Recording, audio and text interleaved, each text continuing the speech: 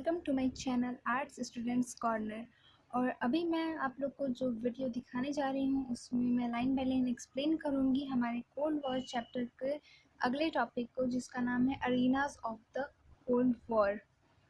मैंने इसके पहले भी इसके 2 पार्ट्स बना चुकी हूँ वीडियो में, उसमें बाकी के इसके पहले के टॉपिक्स मैंने आपको बता दिए हैं और इसमें मैं arenas of the cold war discuss करूँगी और पूरा लाइन बाय लाइन एक्सप्लेन करूँगी। चलिए शुरू करते हैं बिना देरी किए। The Cuban Missile Crisis that we began this chapter with was only one of the several crises that occurred during the Cold War. Cold war यानी शीत युद्ध। शीत युद्ध के दौरान अनेक संकट सामने आए। क्यूबा के जिस मिसाइल संकट से हमने इस चैप्टर की शुरुआत की वह इनमें से एक था। The Cold War also led to several shooting wars, but it is important to note that these crises and wars did not lead to another world war.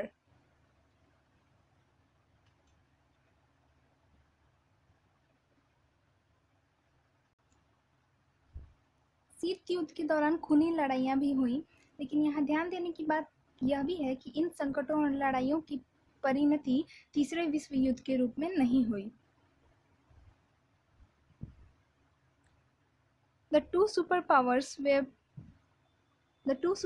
were poised for direct confrontations in Korea 1950 to 1953, Berlin 1958 to 1962, the Congo the early 1960s, and in several other places. दोनों महाशक्तियां Korea, Berlin, Congo और कई अन्य जगहों पर सीधे सीधे मुठभेड़ की स्थिति में आ चुकी थी। Crisis depended as neither of the parties involved was willing to back down. When we talk about arenas of the Cold War, we refer therefore to areas where crisis and war occurred or threatened to occur between the alliance system but did not cross certain limits. संकट गहराता गया क्योंकि दोनों में से कोई भी पक्ष पीछे हटने के लिए तैयार नहीं था। जब हम शीत युद्ध के दायरों की बात करते हैं तो हमारा आशय ऐसे क्षेत्रों से होता है जहां विरोधी खेमों में बटे देशों के बीच संकट के अवसर आए, युद्ध हुए या इनके होने की संभावना बनी, लेकिन बातें एक हद से ज़्यादा नहीं बढ़ी। A great many lives were lost in some of these areas like Korea, Vietnam and Afghanistan, but the World War was spared a nuclear war and global hostilities. Korea, Vietnam और अफगानिस्तान जैसे कुछ क्षेत्रों में व्यापक जनहानि हुई, लेकिन विश्व परमाणु युद्ध से बचा रहा और वैमनस्य विश्वव्यापी नहीं हो पाया। Okay, so a great many lives were lost in some of the arenas like Korea, ये हमने पढ़ लिया। In some cases, huge military buildups were reported. In many cases, diplomatic communication between the superpowers could not be sustained and contributed to the misunderstandings. कई बार ऐसे अवसर आए जब दोनों महाशक्तियों के बीच राजनयिक संवाद जारी नहीं रह पाया और इससे दोनों के बीच गलतफहमियां बढ़ी। Sometimes countries outside the two blocs, for example the non-aligned countries, played a role in reducing Cold War conflicts and averting some grave crises. Jawaharlal Nehru, one of the key leaders of NAM, played a crucial role in mediating between the two Koreas. In the Congo crisis, the UN Secretary General played a key mediatory role. By and large, it was the realization on a superpower's part that war by all means should be avoided that made them exercise restraint and behave more responsibly in international affairs.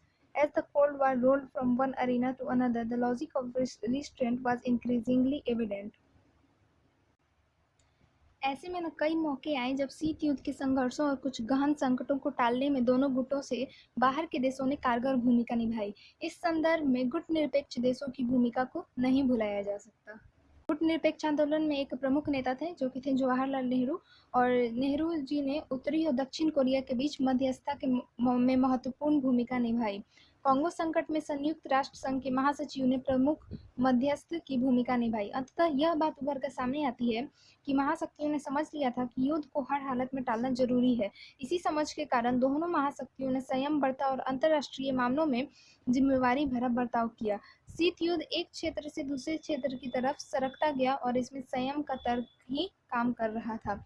जिससे दो देशों के बीच लड़ाइयाँ होती थी ना super powers के बीच, तो जो नैम के मेंबर्स थे वो मीडिएटर बन के सुलझाते थे उन दोनों की लड़ाइयों को, यही बताया गया है यहाँ पे। आगे बढ़ते हैं हम लोग। However, since the Cold War did not eliminate rivalries between the two alliances, mutual suspicions led them to arm themselves to the teeth and to constantly prepare for war. Huge stocks of arms were considered necessary to prevent war from taking place. हालांकि शीत युद्ध के दौरान दोनों ही गठबंधनों के बीच प्रतिद्वंदिता समाप्त नहीं हुई थी। इसी कारण एक दूसरे के प्रति शंका की हालत में दोनों गुटों ने भरपूर हथियार जमा कर लिया और लगातार युद्ध के लिए तैयारी करते रहे। हथियारों के बड़े जखीरे को युद्ध से बचे रहने के लिए जरूरी माना गया। The two sides understood that war might occur in spite of restraint. मतलब दोनों देश लगातार इस बात को मतलब समझ आ रहा था कि संयम के बावजूद भी युद्ध हो सकता है। Either side might miscalculate the number of weapons in the possession of the other side. They might misunderstand the intentions of the other side. क्यों हो सकता था वॉर? कुछ मिसअंडरस्टैंडिंग हो सकती थी, जैसे कि दोनों पक्षों में से कोई भी दूसरे के हथियारों की संख्या को लेकर गलत अनुमान लगा सकता था। उसको हो सकता था कि उसके पास बहुत ज़्यादा है तो वो कहीं हमला मत कर दे, ऐसा भी हो सकता था। या दोनों गुट एक दूसरे की मंशा को समझने में भूल कर सकते थे। ऐसा ही कुछ कुछ मतलब मिसअंडरस्टैंडिंग्स हो सकती थी जिसके कारण कि वॉर हो सकता था।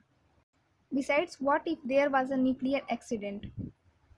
इसके अतिरिक्त सवाल यह भी था ना कि कोई परमाणु दुर्घटना हो गई तो क्या होगा? अगर गलती से कुछ हो गया, कहीं बटन वटन दब गया और मिसाइल छूट गई और दूसरे देश को लगा कि ये वॉर की शुरुआत है, तो यहाँ पे भी युद्ध हो सकता था।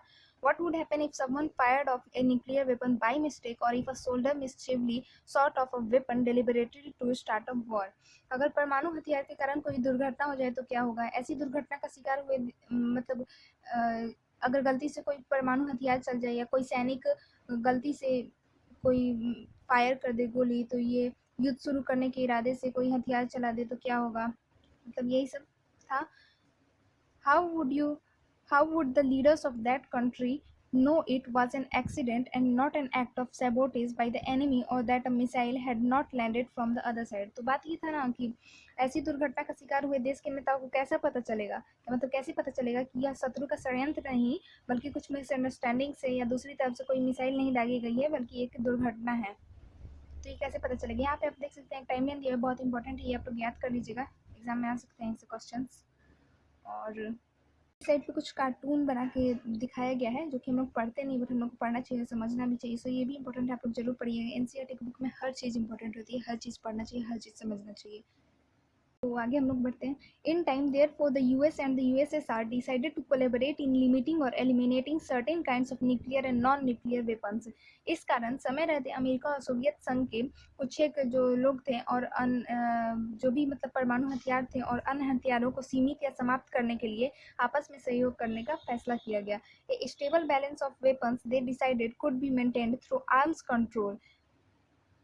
तो अस्त्र नियंत्रण मतलब दोनों महाशक्तियों ने फैसला किया कि अस्त्र नियंत्रण द्वारा हथियारों की होड़ पर लगाम कसी जा सकती है और उसमें स्थायी संतुलन लगाया जा सकता है। Starting in the 1960s, the two sides signed three significant agreements within a decade. These were the Limited Test Ban Treaty, Nuclear Non-Proliferation Treaty, and the Anti-Ballistic Missile Treaty. Thereafter, the superpowers held several rounds of arms limitation talks and signed several more treaties to limit their arms. ऐसे प्रयास की शुरुआत सन 1960 के दशक में हुई और एक दशक के भीतर दोनों पक्षों ने 3 अहम समझौतों पर दस्तखत किए। एक था ये हम लोग का लिमिटेड टेस्ट बैन ट्रीटी, दूसरा nuclear non proliferation treaty and तीसरा था एंटी बैलिस्टिक मिसाइल ट्रीटी। इसके बाद महाशक्तियों ने अस्त्र परिसीमन के लिए वार्ताओं के मतलब बहुत सारे दौर किए, बहुत सारे वहाँ पे क्या कहते हैं इसको सभा बैठी इसको लेके और हथियारों पर अंकुश रखने के लिए अनेक संधियाँ की। ओके फ्रेंड्स, तो ये टॉपिक तो यहीं खत्म होता है हम लोग का जो अरीनास ऑफ द कोल्ड वार था। अब न्यू टॉपिक स्टार्ट होता है चैलेंजेस टू बाइपोलैरिटी। उसके पहले मैं आप लोग को कुछ दिखा देती हूँ जो बगल में दिया हुआ है। ये जो नाम था नॉन अलाइंड मूवमेंट, उसके कुछ फाउंडर फिगर्स हैं, इसमें हमारे जवाहरलाल नेहरू भी हैं, तो ये जरूर पढ़ लीजिएगा। नेक्स्ट पेज पे भी है, वो भी देख लीजिएगा, इंपॉर्टेंट है ये भी। अब स्टार्ट करते हैं चैलेंजेस टू बाइपोलैरिटी। उम्मीद है आप लोग को पिछला वाला टॉपिक अच्छे से समझ आया होगा। अगर समझ आया होगा तो इसी बात पे एक लाइक कर दीजिएगा और शेयर एंड सब्सक्राइब भी कर दीजिएगा चैनल को। Challenge to bipolarity. We have already seen how the Cold War tended to divide the world into two rival alliances. It was in this context that non-alignment offered the newly decolonized countries of Asia, Africa, and Latin America a third option not to join either alliance.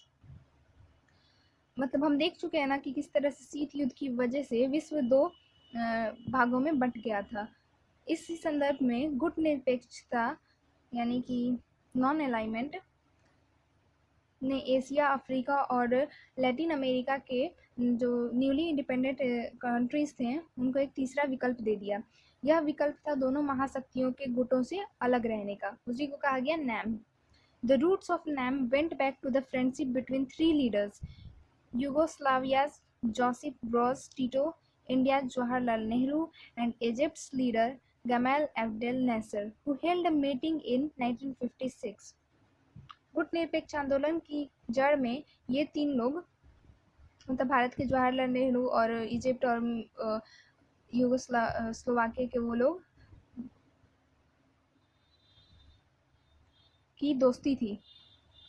हाँ, इन तीनों लोगों की दोस्ती थी। Who held a meeting in 1956, जिन्होंने एक meeting in तीनों ने सन 1956 में एक सफल बैठक की। Indonesia Sukarno and Ghana's Kwame Nkrumah strongly supported them.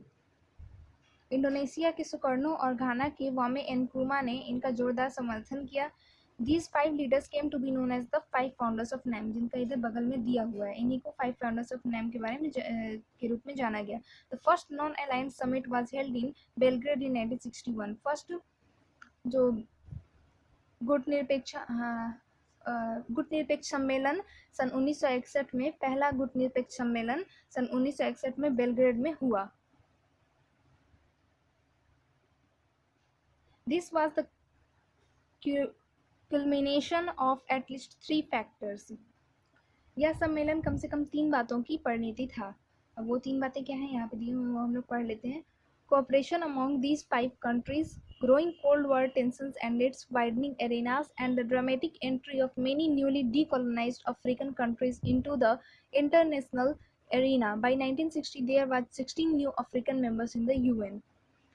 पहला था इन पांच देशों के बीच सहयोग, दूसरा था शीत युद्ध का प्रसार और इसके बढ़ते हुए दायरे, और तीसरा था अंतर्राष्ट्रीय फलक पर बहुत से न्यूली इंडिपेंडेंट मतलब नौ स्वतंत्र अफ्रीकी देशों का नाटकीय उदय। 1960 तक संयुक्त राष्ट्र संघ यानी कि सोवियत यूनियन में 16 नए अफ्रीकी देश बतौर सदस्य शामिल हो चुके थे। The first summit was attended by 25 member states. पहला गुट निरपेक्ष सम्मेलन में 25 सदस्य देश शामिल हुए। Over the years, the membership of NAM has expanded. The latest meeting, the 18th summit, was held in Azerbaijan in 2019. It included 120 member states and 17 observer countries. समय गुजरने के साथ साथ ना गुट निरपेक्ष आंदोलन की सदस्य की संख्या भी बढ़ती गई। 2016 में वेनेजुएला में हुए 17वें सम्मेलन में 120 सदस्य देश और 17 मतलब पर्यवेक्षक देश शामिल हुए।